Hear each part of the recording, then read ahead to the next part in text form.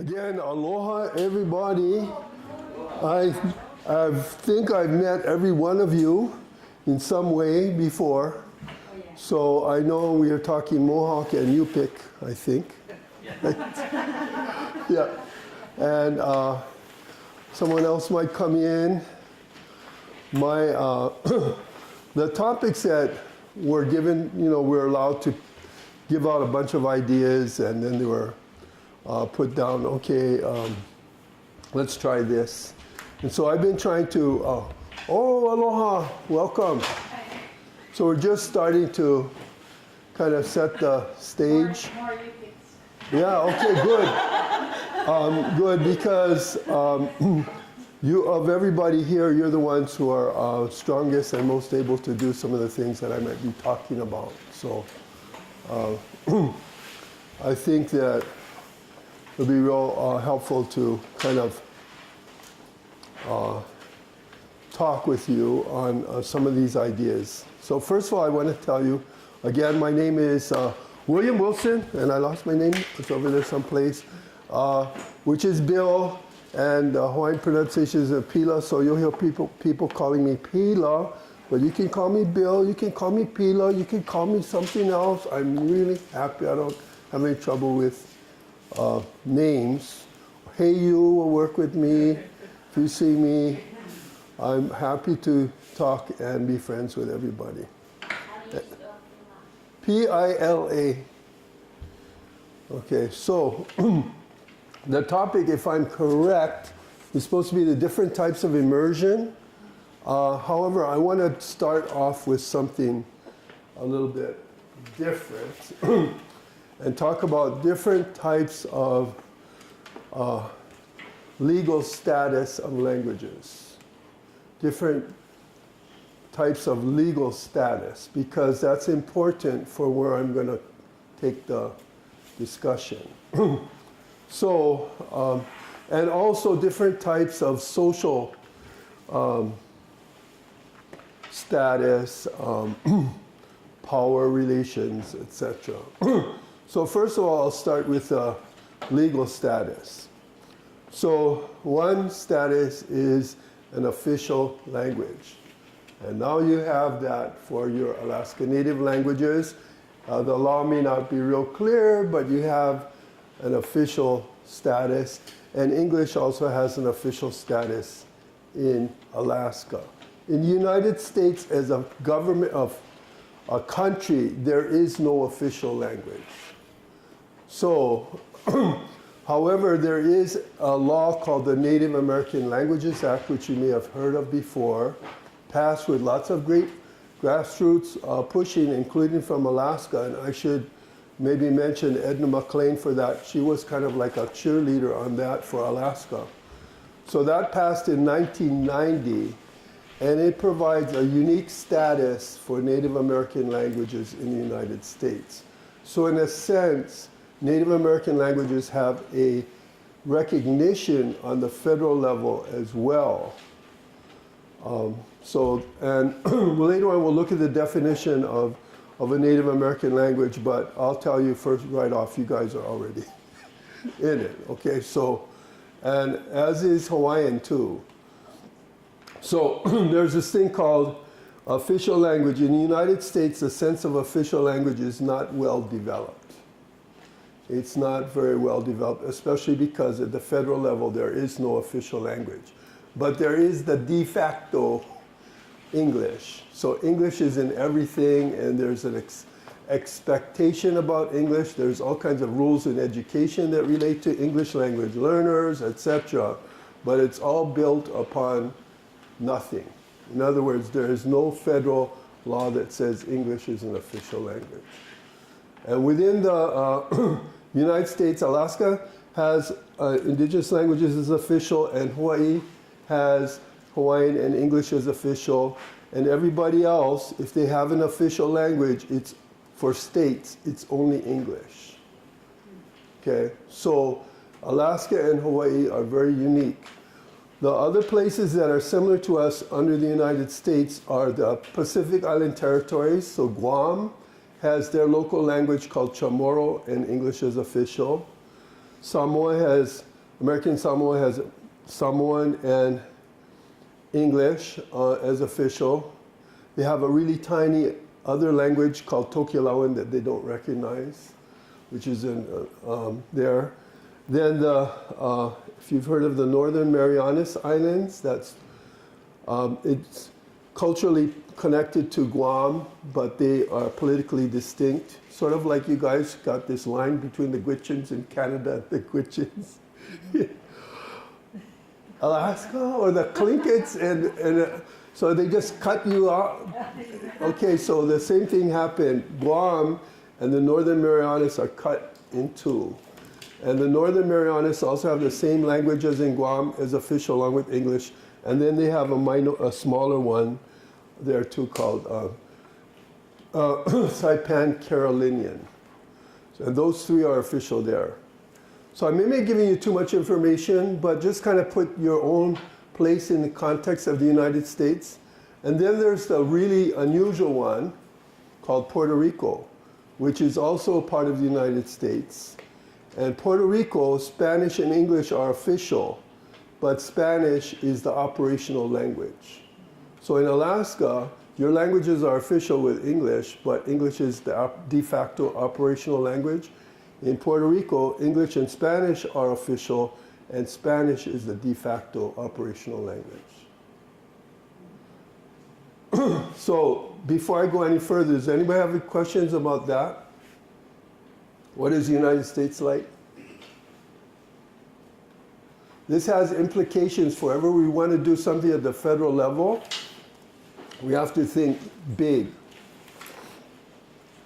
Okay, now I'm going to go to something that you have, I think, that we don't have in Hawaii, which is tribes. I'm not real sure. Are your tribes like a legal entity? They are. So also in the, you call the lower 48, they have tribes too, and they have tribal governments. And some of their tribal governments have declared their languages as official. And I think most of them are official along with English. Even if they're the only official language, my understanding is not a single tribe in the lower 48 carries out their internal government operations through their own language. Not a single one. I was talking to Evan earlier, and he said a lot of the tribal meetings in the Gwich'in area are carried out in Gwich'in. So I don't know about Yupik, if you have, like, do you have one tribe, more than one tribe? More than one tribe. You have several. Okay, so is there a government law of your tribe that says Yupik is your official language? I would suggest you guys go back and try and get that to happen. And then if you live in a place where lots of people speak Yupik, you could even have it be not only official, like a flag, but as an operational language. So anybody wanted to deal with your tribe, they would have to do it. They would have to hire a translator to translate for them to work with you. Maybe that sounds a little radical, but that's part of the way to solidify that it's there. So I'm going to talk about putting it into schools, but the first thing is, where is the status in society? So now I'm going to talk about the next door country.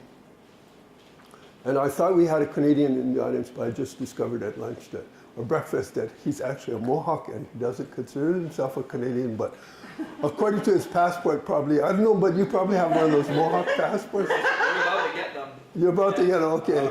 So anyway, yeah, the flag that's flying over the highway that he has to take to work or something is like this maple leaf flag, okay. So they have two official languages right now.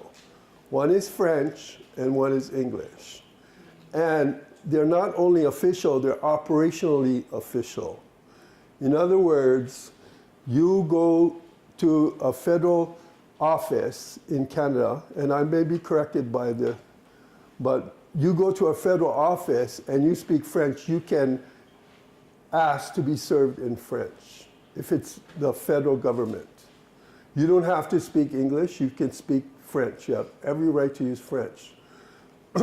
If you go to a federal office in an area where 100% of the people speak French and you're just driving through, and you go to a federal government office there, you have the right to speak English.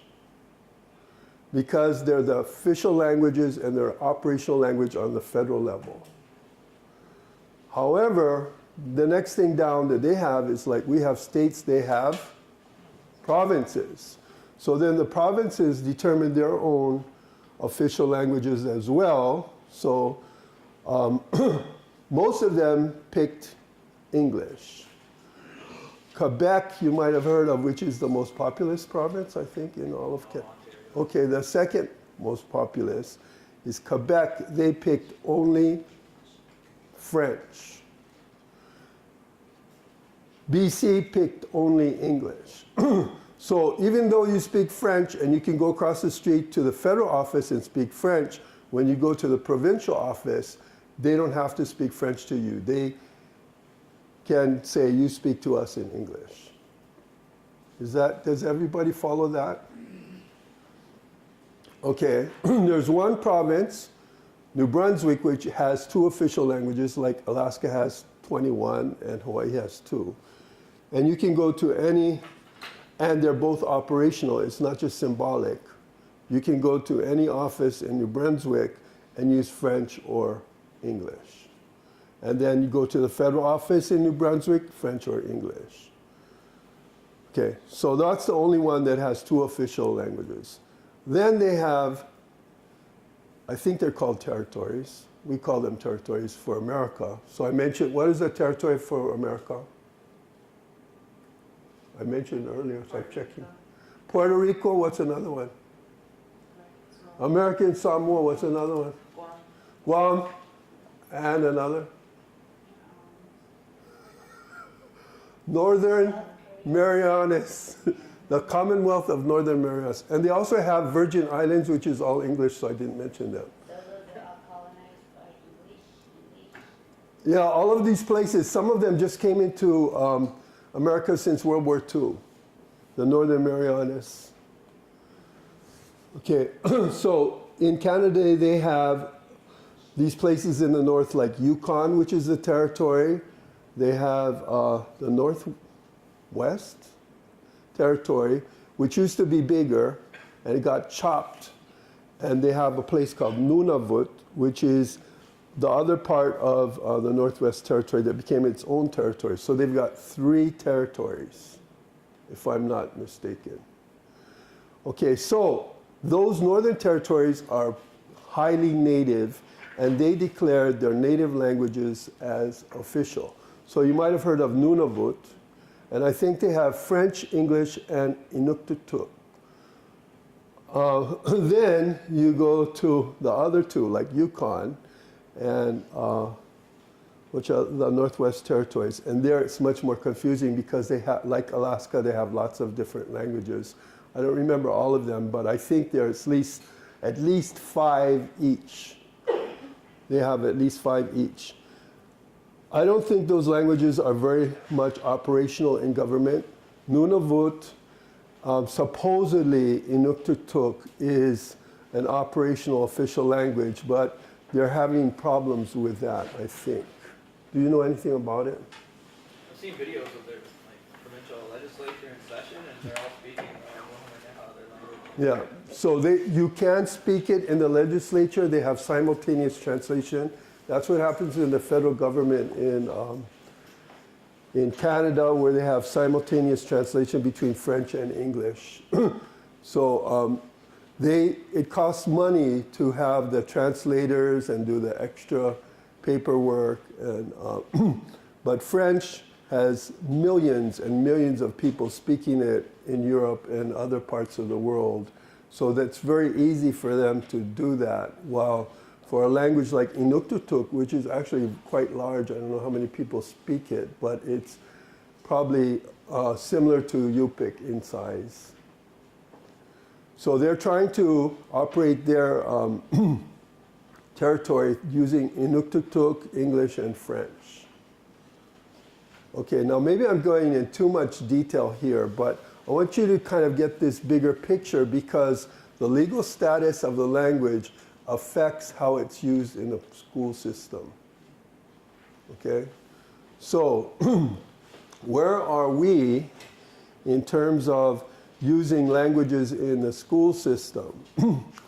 We're not in such great shape because in the United States, people are not used to having any kind of official language other than English, even though English isn't official. So they are just assume that English is the language. They just assume that, and when they make any laws, it's based on the assumption that English is the language. And then there's this history of the United States for Native people as not being quite, how do you consider people? It's just like pushing them off the land and taking the children away and all of that. So it's a bigger fight to move up. And the Inuktitut people in Nunavut have an advantage in that Canada already has a model of official languages. So they can quite move there. But that doesn't mean that we can't move along similar lines. Okay? In fact, we are. You guys are doing it in your legislature constantly now. And we have a long history, not long, but about 30 plus years of doing something like that in Hawaii. And it's moving now into the courts in Hawaii where they're saying that you can use Hawaiian even though you know English in court. And we have certain political activists who are doing that, and it became a big issue this last year. They wanted to speak Hawaiian in court even though they can understand and speak English. So then we have to get interpreters for the judge who doesn't know Hawaiian. Or we have to get judges who can speak Hawaiian. Okay, so those are the big ideas. Now, at the same time, we have all these different models of education that are coming at us. And that's because within the American context, and people don't think about Native people, who do they equate Native people with right now? Who are they most similar to Native people in the general American educator's mind? Who do they think Yupiks are like?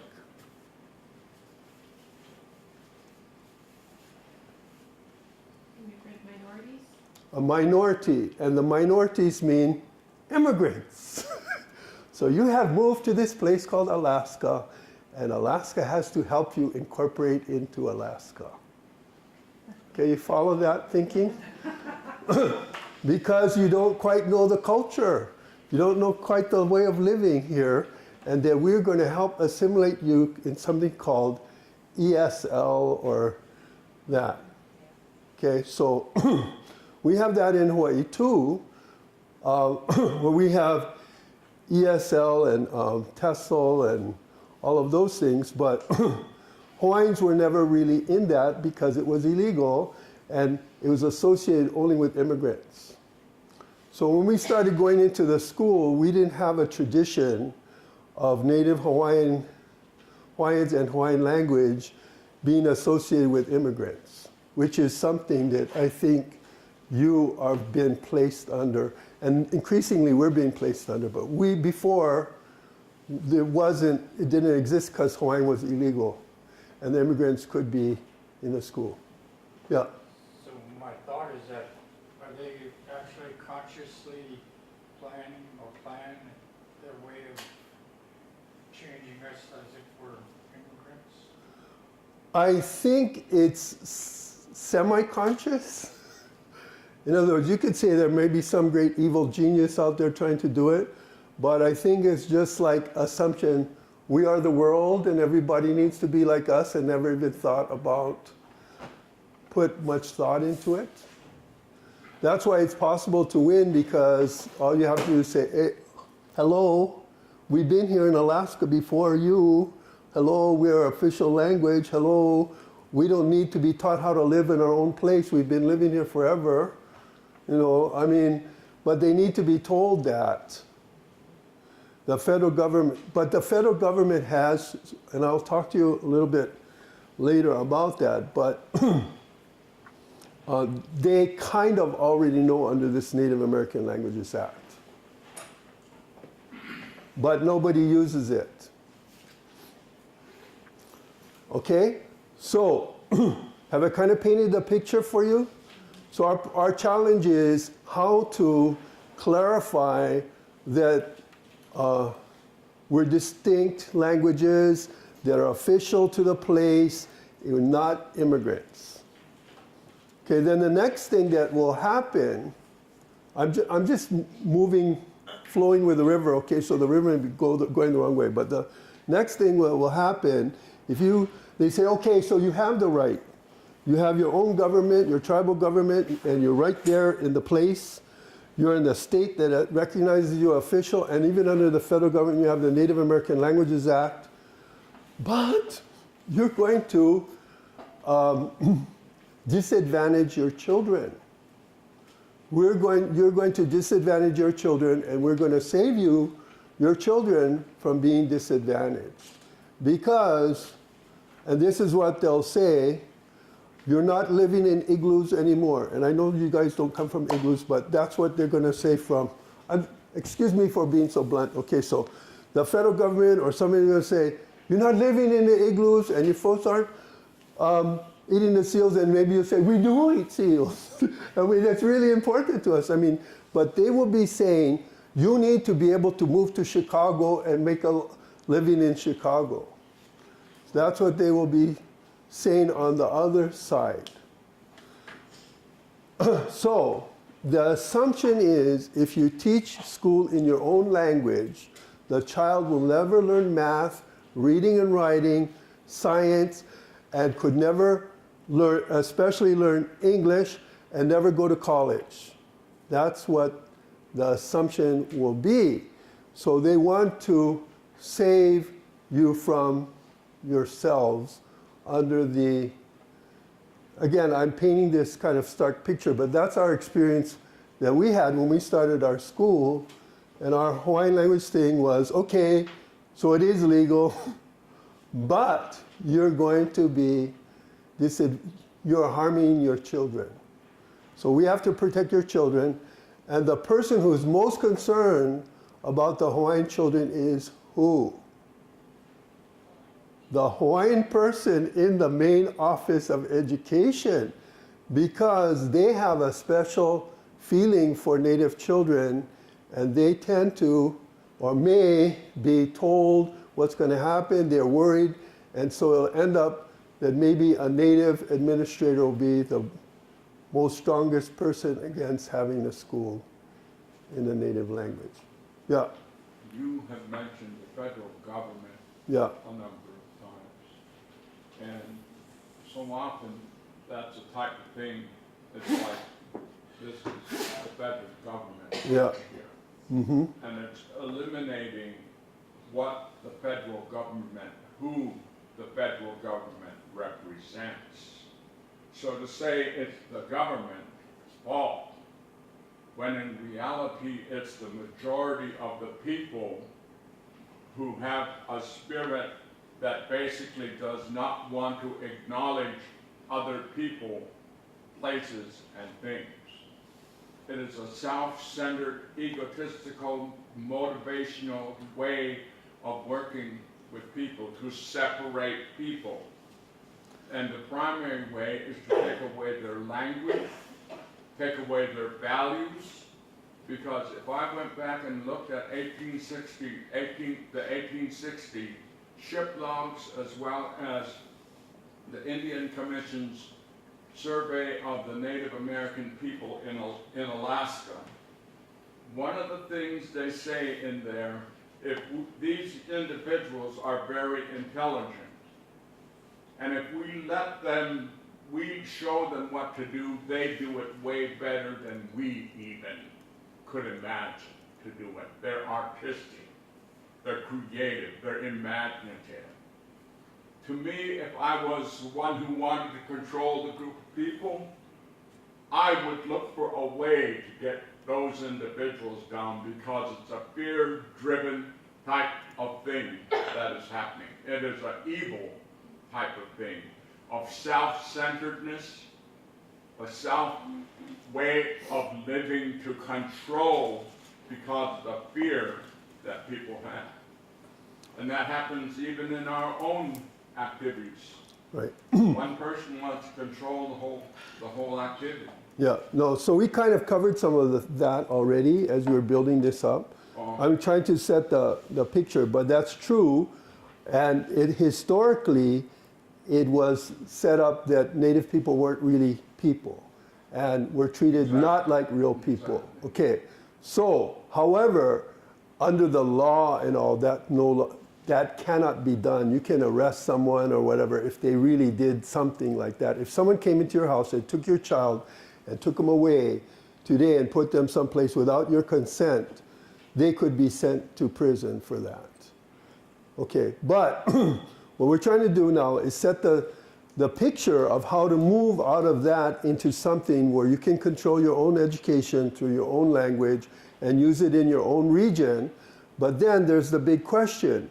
Can that same person educated in your own region master English, other languages, and international academic skills? Where they could not only work in Chicago, they could work in Canada. They could work in Europe. They could work in China. That's what we're trying to do now, because it's no longer a case of isolated villages, but you're part of the entire world. Just like us in Hawaii. We have people from everywhere coming to Hawaii. Then we have airlines, and we have internet, and we have television and radio, and we have people going everywhere. And we want kids from here, from Hawaii, to be able to go everywhere, but still maintain their identity, their language, and culture base in Hawaiian. So that's what I'm trying to build up, but also saying what are the context. So I'm going to even go even wilder now, outside of North America, which Canada and the United States, and I'm going to go to Europe. So Europe is where Western culture came from, that's come here. In Europe, they have lots of little countries and with their own languages. Some of them are pretty big, like France. It's got hundreds of millions, oh, I don't know, hundreds, but yeah, I think over 100 million people in France, Spain, and then they have all these places where their people went out and colonized, like Mexico all the way through South America speaks Spanish, Brazil speaks Portuguese, France, there's all these places in Africa that use French. So they're big, big languages, but there's little ones too, like, and I'm going to pick Danish. So I think there's 3 to 4 million people in Denmark. For us, that's a huge population for a native population. But in Europe, it's puny. They go to school all in their own language, and they cannot use it with anybody else in the world. Nobody else is going to learn Danish. Does anybody know Danish here? No. How about Spanish? Does anybody know some Spanish? Little bit, studied it? Yeah, because there's plenty of people that speak Spanish, you could use it. Okay, but not Danish. So, Danish, they study English as a second language. And I'll tell you, they are very, very good in English. They can work in the United States, they can work in Canada. They're not only good in English, they're good in French, German. Why? Because they have the advantage of the minority. Now, that may sound strange, but you have the minority language advantage is that when you're small, it's easy to learn the bigger language. Don't they teach 7 languages in Canada? Pardon me? 7 languages in Canada? 7. They teach 7 languages in Canada. There's some people that speak them all. Yeah, okay, now, well, I'm going to talk about teaching languages later, but I'm talking about being in the language. Okay, so they use Danish to go to the store. They use Danish to go to the government to vote. They use Danish in everything. But when they go to college, even in Denmark, they use books in English. They use the internet in English because you really want to be a top-notch biologist or something, you have to be able to speak English because it's the international language of academia now. Okay, so the very thing that people are telling us in America that you cannot succeed without English, they're saying that all over the world if you want to be a lawyer or a scientist or something like that. But they're not telling them you don't use your own language for your own internal world. You don't use it for your internal government. You don't use it for education, K-12. They're telling, but you learn it as a skill. So there's difference from learning a language as a skill and learning a language to change who you are. Okay, so I want to say that again. There's a difference between learning a language as a skill and learning a language to change who you are. That's something I want to add to what you're saying, because my auntie would agree with that. My auntie Nora, my brother Joseph is in Germany right now. Mm-hmm. He speaks 7 different languages. He speaks German, dialect German, French, Portuguese, Spanish. He speaks a little bit of Yupik, Yuchten, because he worked at the Kibbutz shop, and the lady, that's all she spoke to him. So he picked it up. And so he also learned Tlingit. But when he went over to the universities and stuff, he came back, my auntie asked him, did they unlearn you? And that was it. He did flag. They didn't. So he told her. So he's using their languages, like you said, as a tool.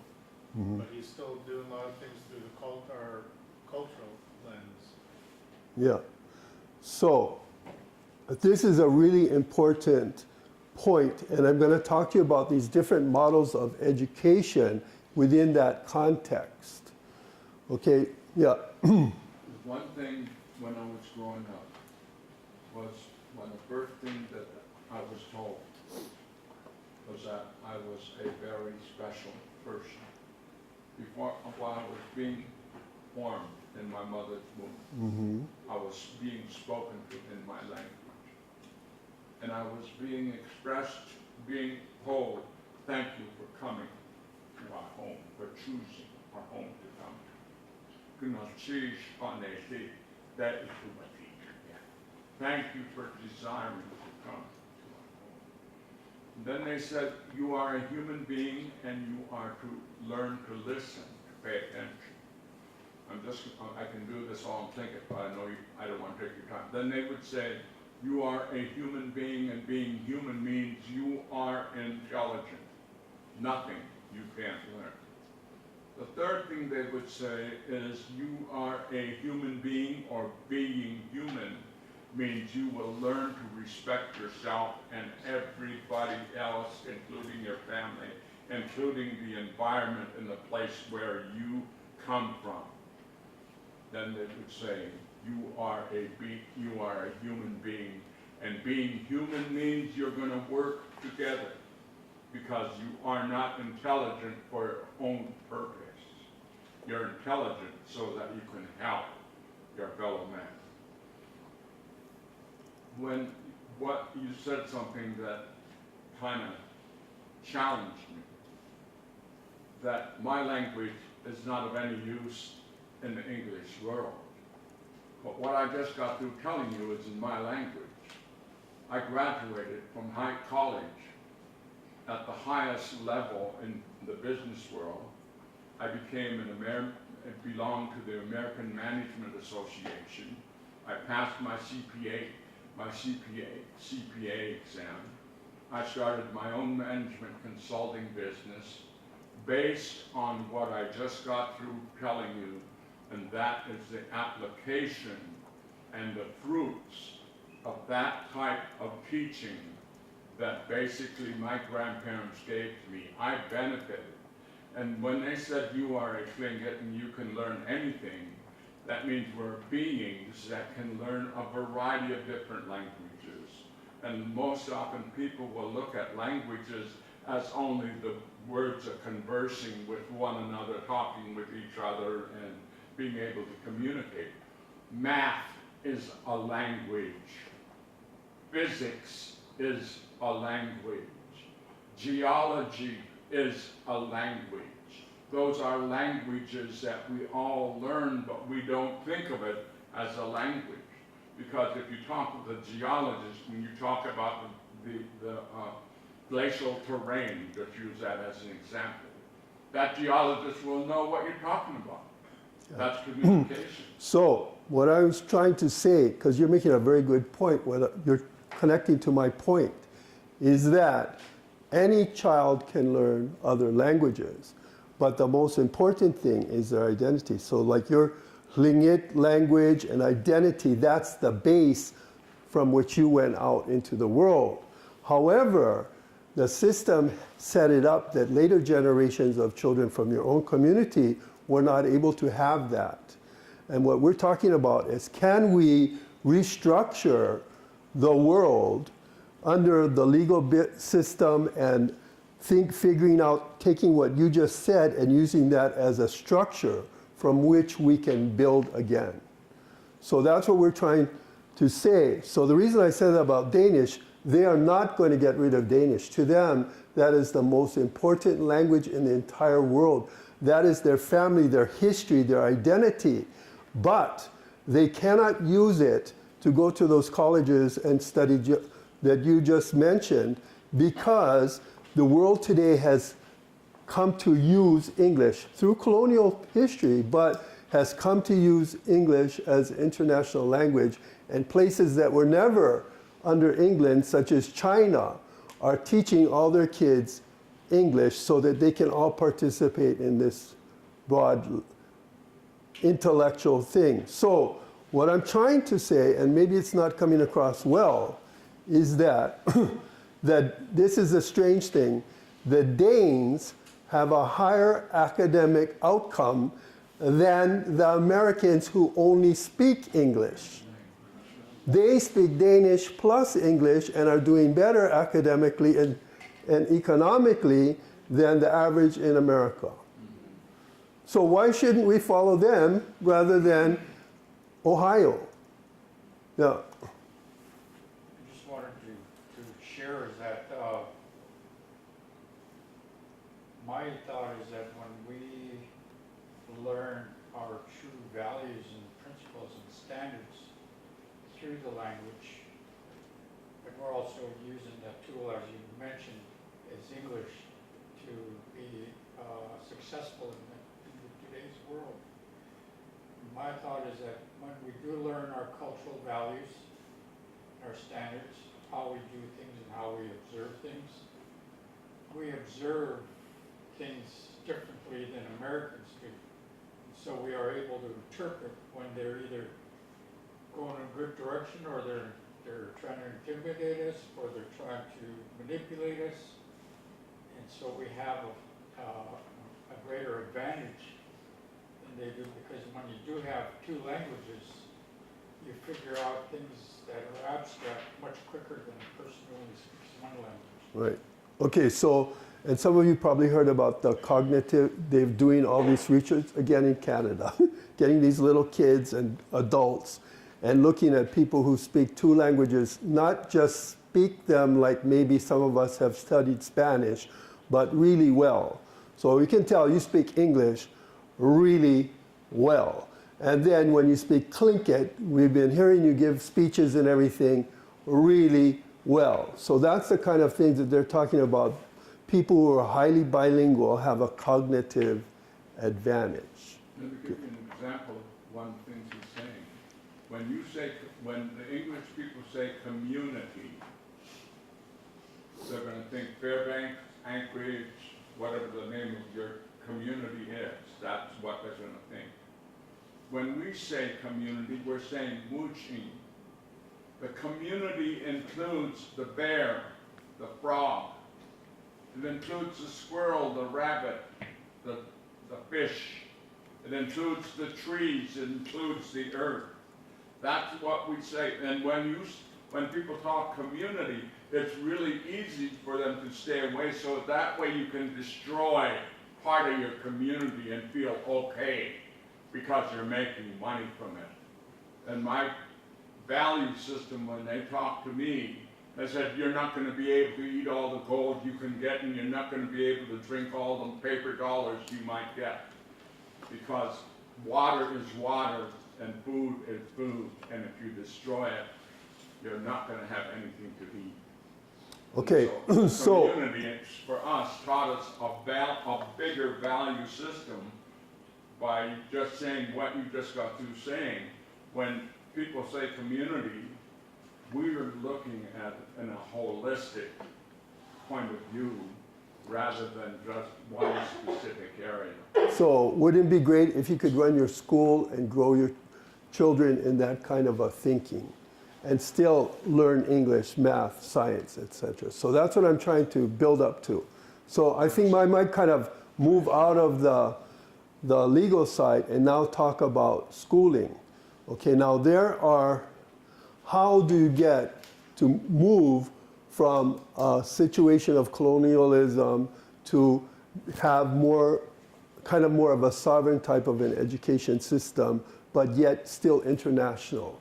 Okay, so that's what we're talking about. All right, so I mentioned Denmark, they go to school all in Danish.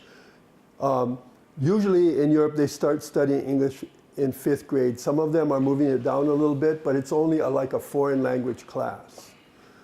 As they get older, they get better and better in English. They have good teaching methodology. We have Deho right here. He knows about teaching methodology. But they have another advantage. It's much harder to learn Mohawk, Hawaiian, Yupik, Tlingit than it is to learn English. Because it's in the movies, it's in the internet, it's on the street. You have tourists in Denmark who come from English-speaking countries. They can't talk Danish, so they'll be asking people in English, where is the bakery, where is the this? So they have an opportunity to practice English. They have popular songs in English that they sing, and they can practice pronunciation just by singing the top hits. So they can learn English quickly because usage is the key to language learning. And they have so many opportunities to use English. Now, I'm going to take you back to Hawaii, where we're starting our schools. We have much more opportunity than the Danes. We have English as the majority language around the children right in their own little town. Our state, English is all over the place. We have huge numbers of tourists, lots of English. So they can practice English. Not only that, their own cousins don't even speak Hawaiian. So if they're going to talk to their cousins, they have to speak English. So when you are in a really minoritized situation, it's much easier to learn the language. For instance, most of the people that I've met here who speak their language as their first language speak English where you can't really tell that they have another language as their first language. Some have a very slight accent that shows that they came from a different language. Today's world, the whole world speaks with accented English. They've got people from India who speak a certain way. They got people from Japan, people from China who are speaking English. Our own chancellor at our university came from China. Her English is not perfectly pronounced. Sometimes she even makes a few grammatical errors. But she's our chancellor, and the secretary corrects it, or whatever. She's good in English. Maybe I overdid it. To me, if you still have a bit of a pronunciation, that's a sign of pride. Even in a regional dialects, people from Texas don't want to talk like they're from Boston. People from Hawaii don't want to sound like they're from California. So why should people who are from a native community not want to sound like they're from the native community? Have a little bit of that sound of, and some of you do have it, a little bit sounds kind of Irish to me, but whatever. Say, oh, those are Yupiks. But they speak, to me, pretty perfect English. I'd rather hear that than the guys from New York or whatever. Okay, so or President Kennedy or some of those people. So anyway, the point I'm trying to make is that you can reach a high level of English, that you can interact with the world, like what you're talking about in your own, and still go to school in your own language. So now I'm going to the next, and you have your own language in your home, your own language in your own local government, of your tribal government, regional government. I don't know how you're set up. You could still do that, in theory. Yeah. I just wanted to share that I couldn't speak English when I first went to school. Mm-hmm. And so they taught me how to speak English. I sat in my own area, had headphones and learned the English sound system. Uh-huh. I went through that 3 years in first grade and second grade. And school was school all in English in your school? Yeah, so that's the reason why I can speak English. I think pretty fluent, because I can hear a lot of people who are Americans Mm-hmm. who talk their own language, and I'm thinking, you don't even know how to speak their own English, their own language. Now, see, that's getting to like how the Danes are now. So this is something that happened at our university. They have an English entrance exam. So to place you in English, because you have to take, in college, you have to take English composition, they have different levels. It's because you have to pass out. So I talked to the English teacher at our university, University of Hawaii at Hilo, and she told me, the one who gives the exam, that they have exchange students from Scandinavia, not just Denmark, from Finland, Norway, Sweden. And she said the average grade mark for those students is higher than our Hawaii students who go to school in English. So we didn't expect that as strange because we have kind of like, they call pidgin English, so the English is very non-standard. But she told me, no, not only our local people, but the ones from the mainland, or you call the lower 48, are also scored lower than the Scandinavians, and English is their second language. Okay, not compared to the people from Asia. People from Asia don't score that high, but the ones from Denmark do. And it's because, in my opinion, they have a really good educational system of foreign language learning. They have lots of opportunity to practice English. Compared to Japan, there's like 200 million Japanese, not that much English speakers around. And, well, those are the two reasons. They have a really good education system, and they have a lot of practice. Yes? So going back to this is really helpful. Going back to your presentation, did you use the Hawaiian official language status to help establish your immersion? Yes, it was the most important thing to get us started. Okay, now I keep on going off again, but I'm going to mention something else because I have kind of emotional things too about this.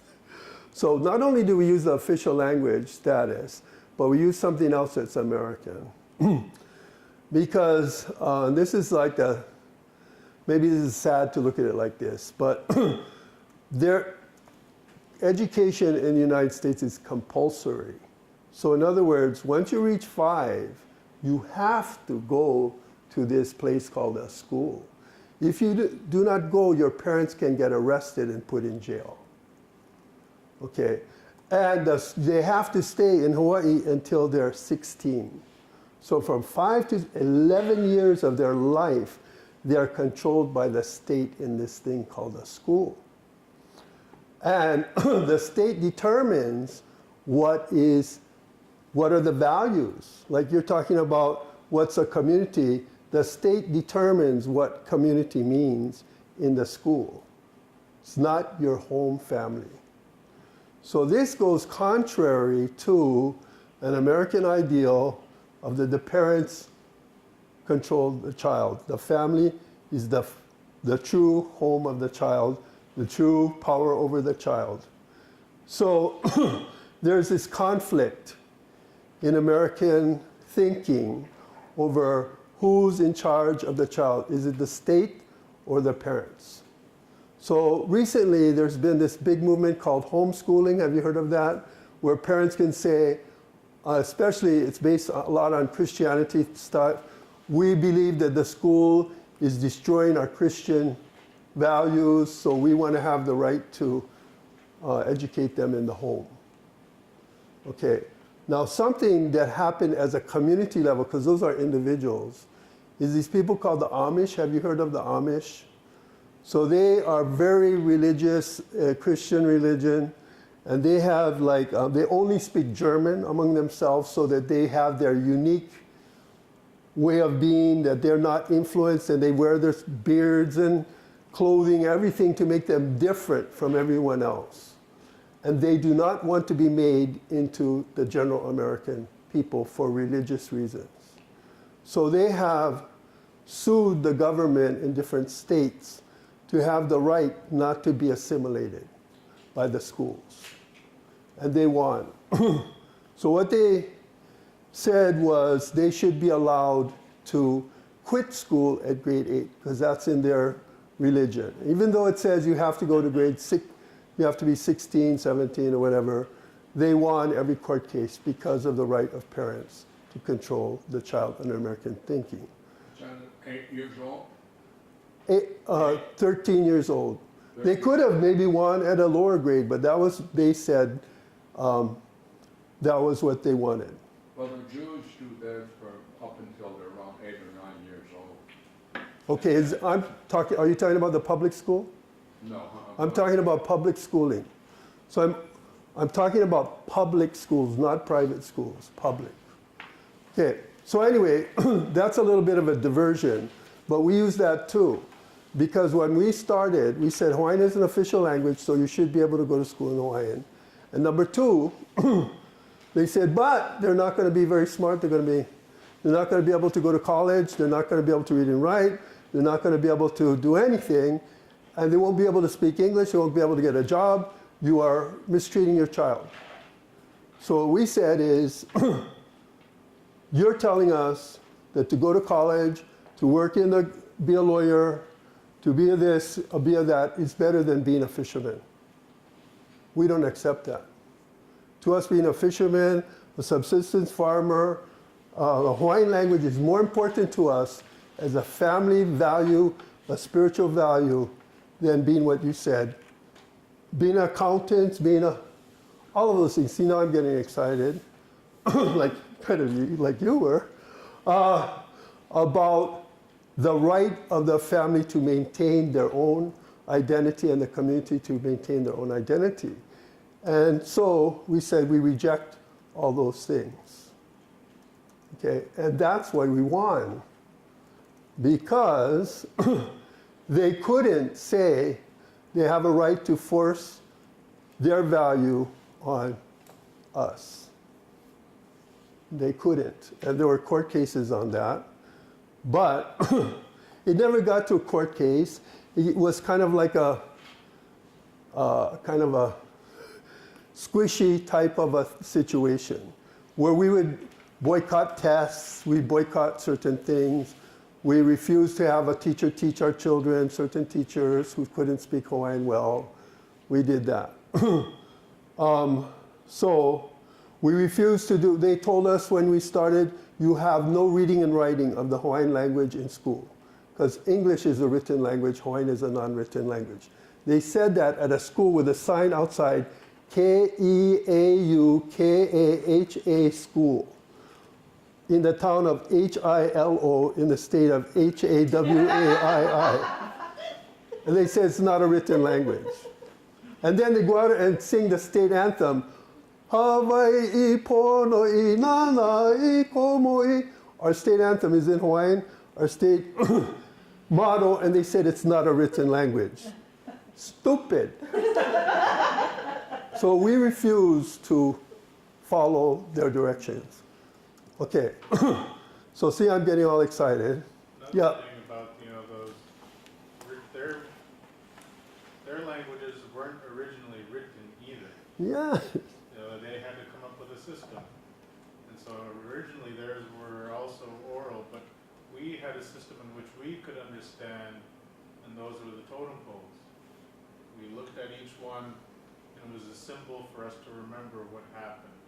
So we will always remember. And they were so complex that you would see differently parts of the stories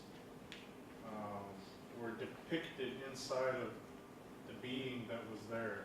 It's hard to explain. Like our grandfather, we have mutual grandparents, Banach Dedi. There's the story of the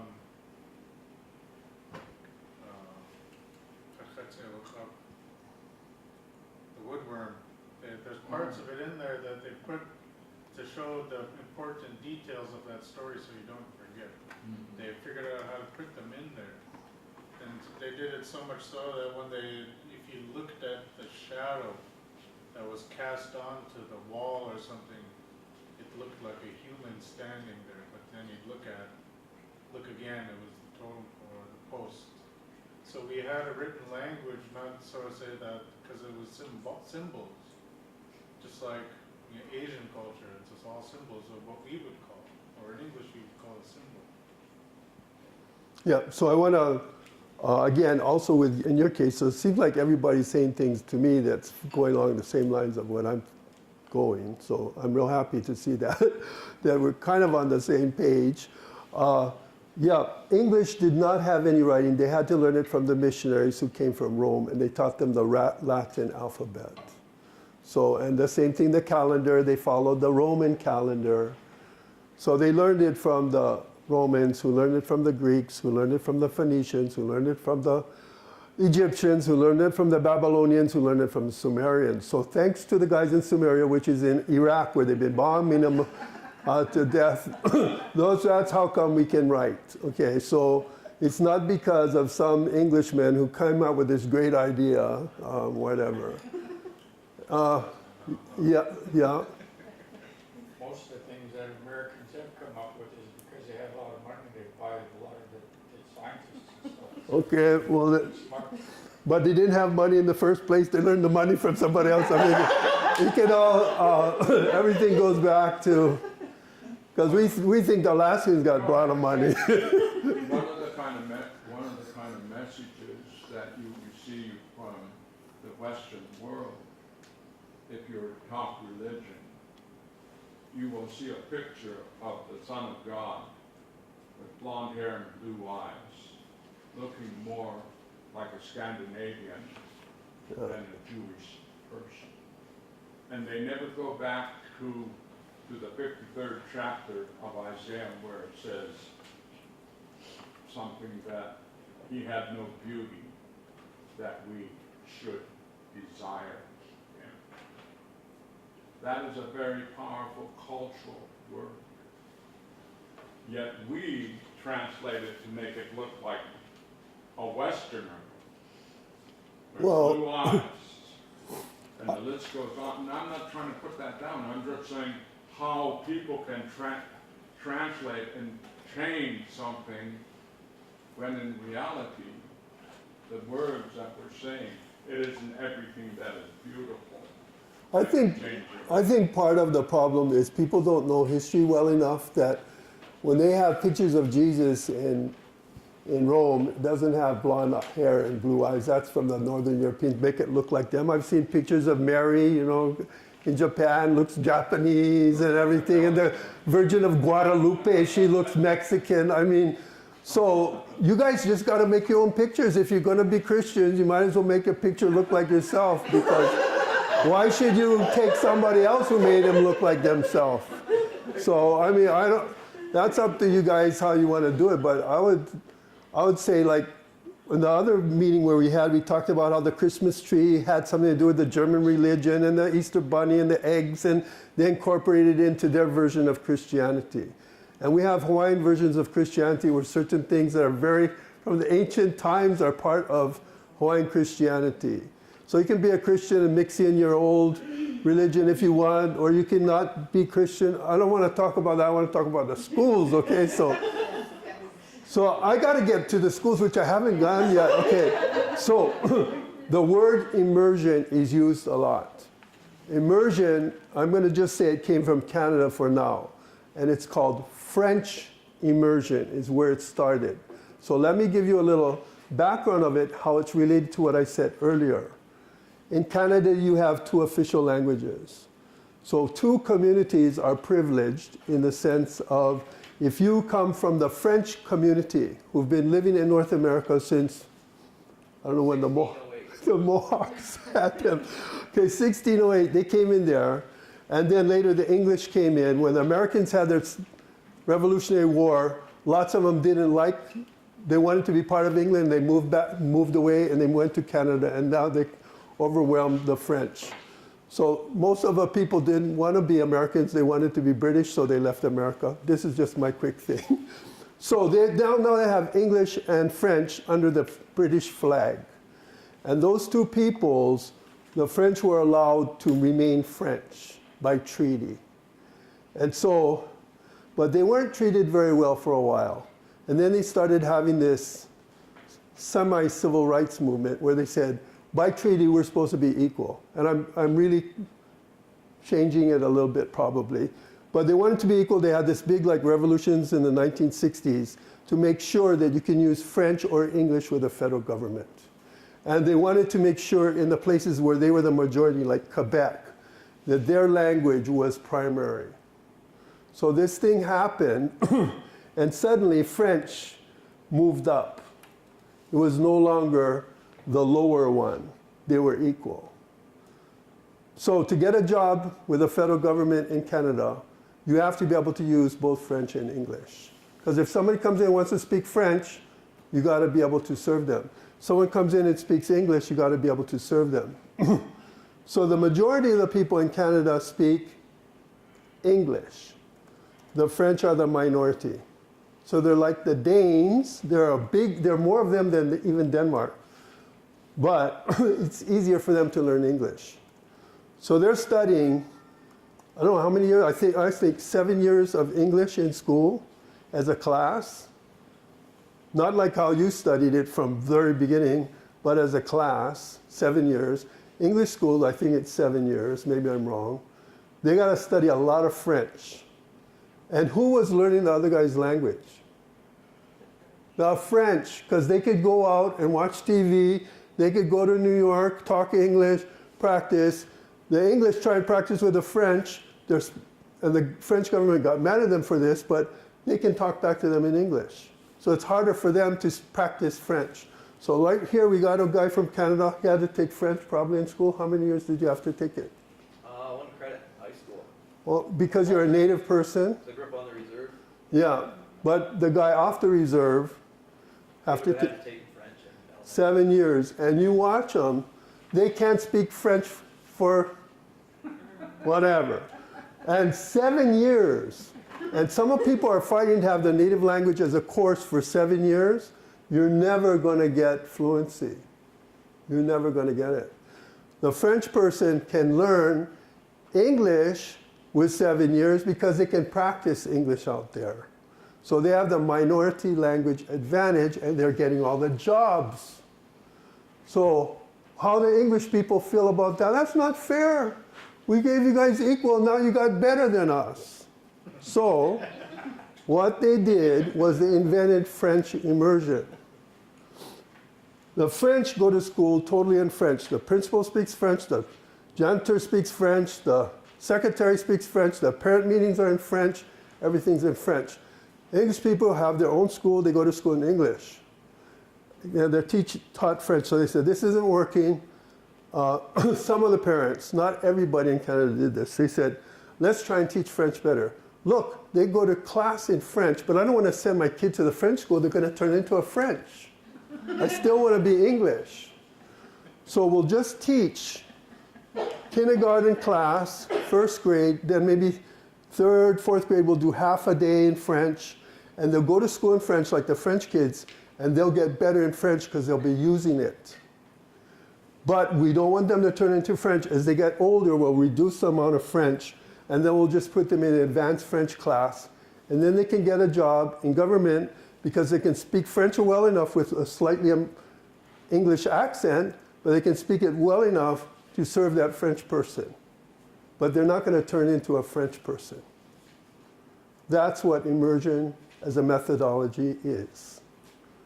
So is that kind of clear to you what that is?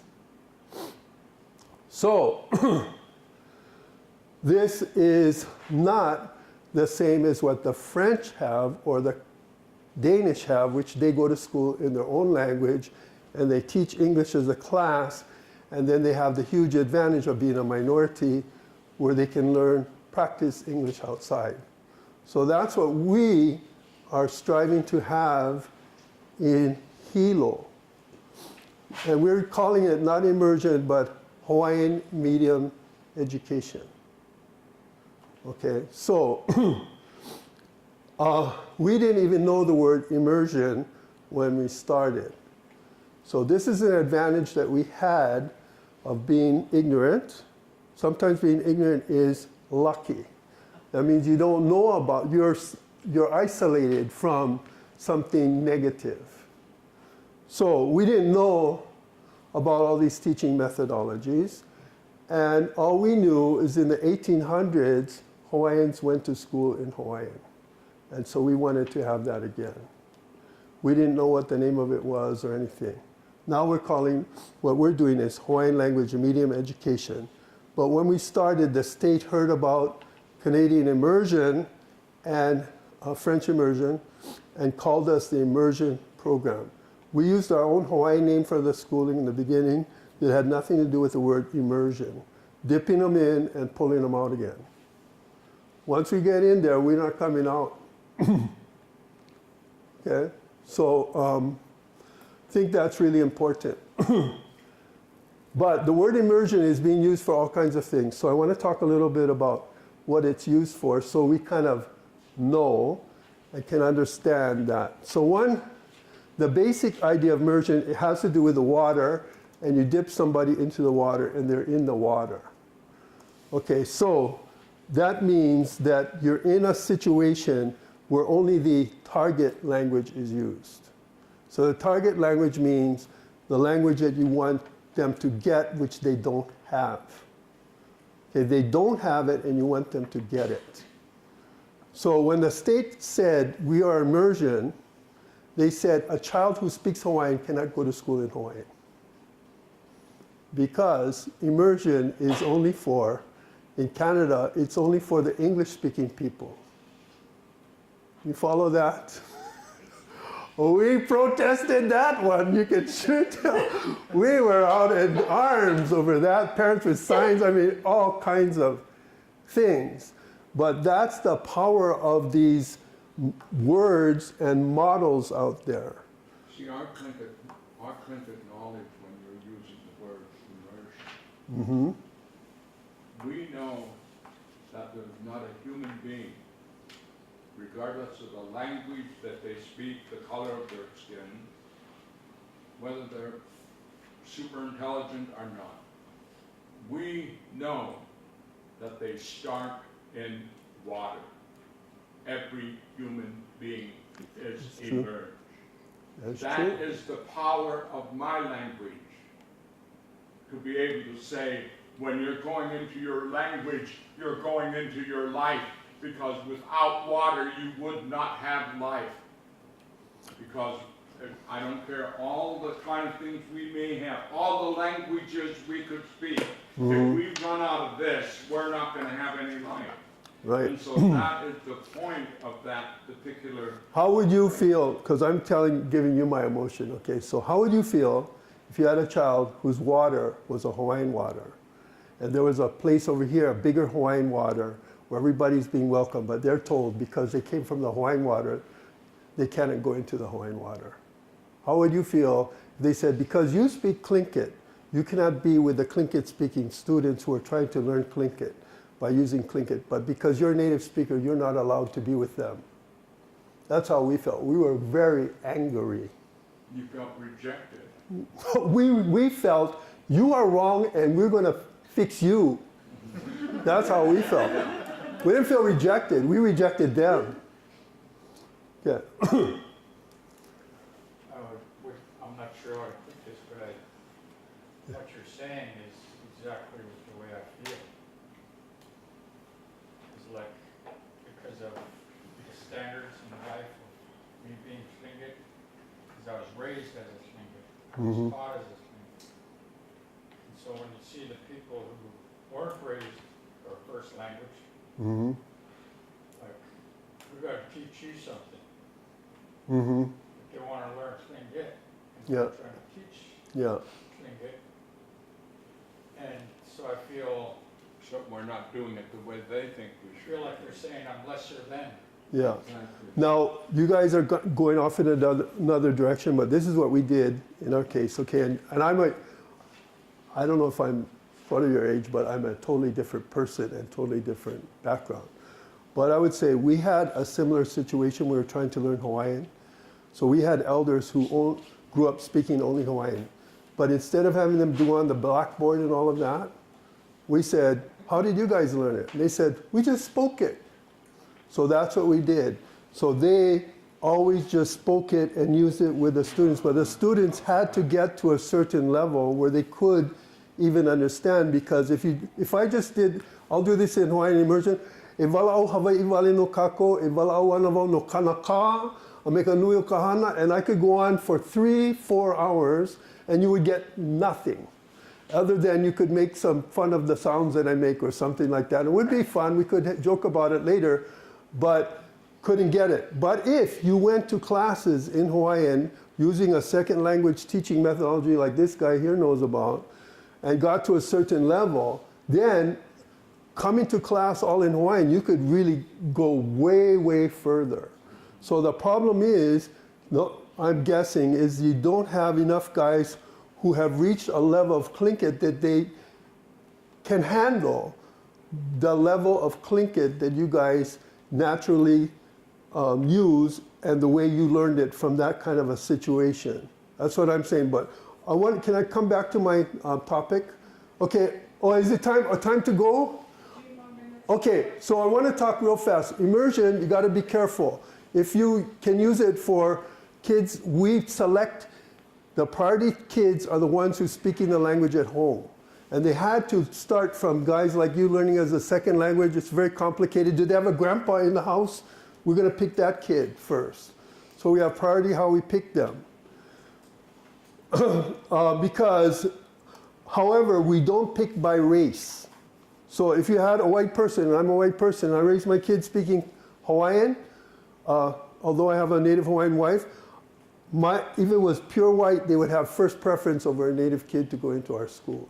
This is under how we do things. So I don't know if you like that, but we are open to all races. It's based on the language proficiency. But it ends up almost 100% native Hawaiian. But in theory, that anybody could go, and race has nothing to do with it. Number 2 is the word heritage. So lots of people are using the word heritage language programs. We don't like that because it refers to the immigrants. That's their heritage. Yes, your heritage is you came from Denmark. You are a Danish American. There's no such thing as really a Hawaiian American because every Hawaiian lives in Hawaii. Same thing like you're a Yupik American or a Tlingit American.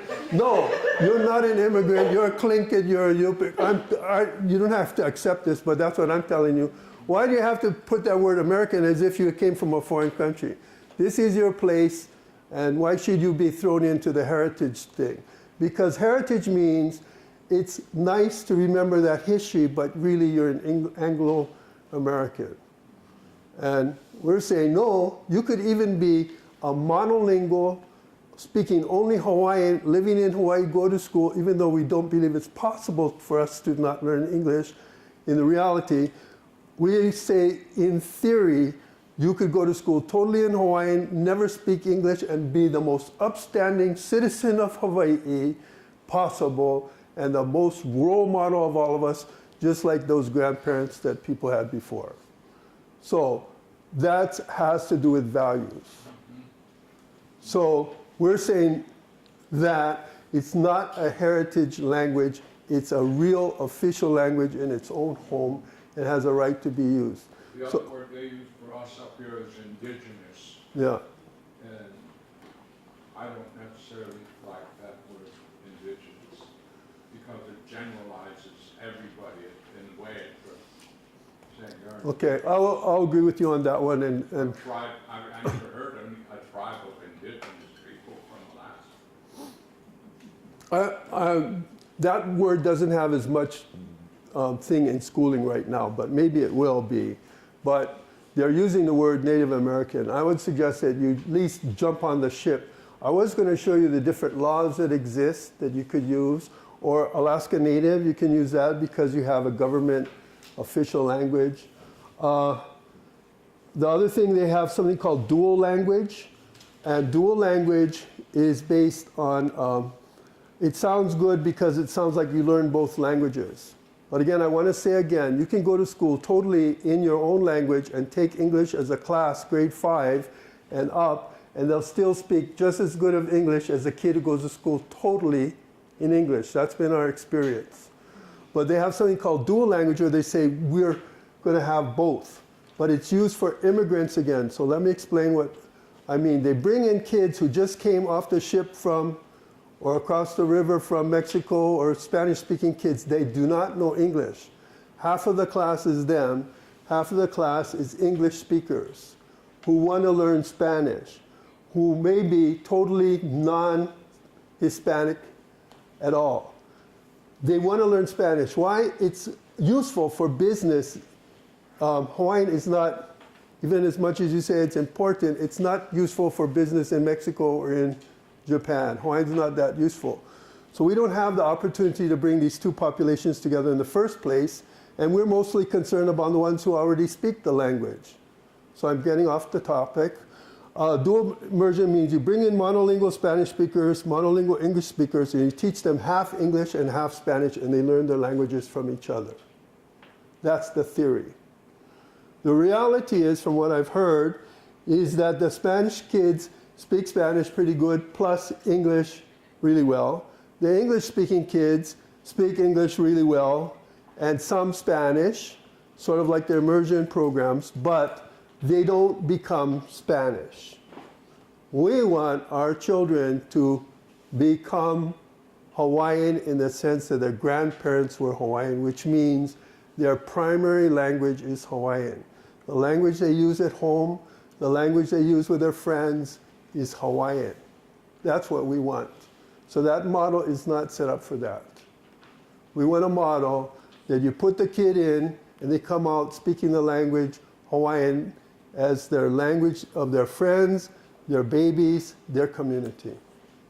So I think that's, I was going to show you a video, but I had no need. It's time to end anyway, right? That's all you're giving me the... You could show it. Yeah? The next session is until 10:30.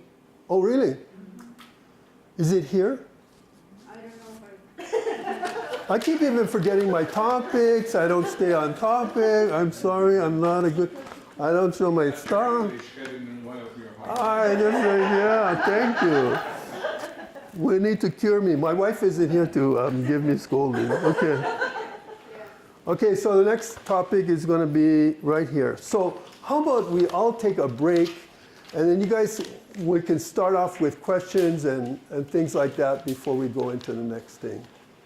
If anybody even wants to hang around again, you know. But it was really good having you, and I appreciate your patience with me.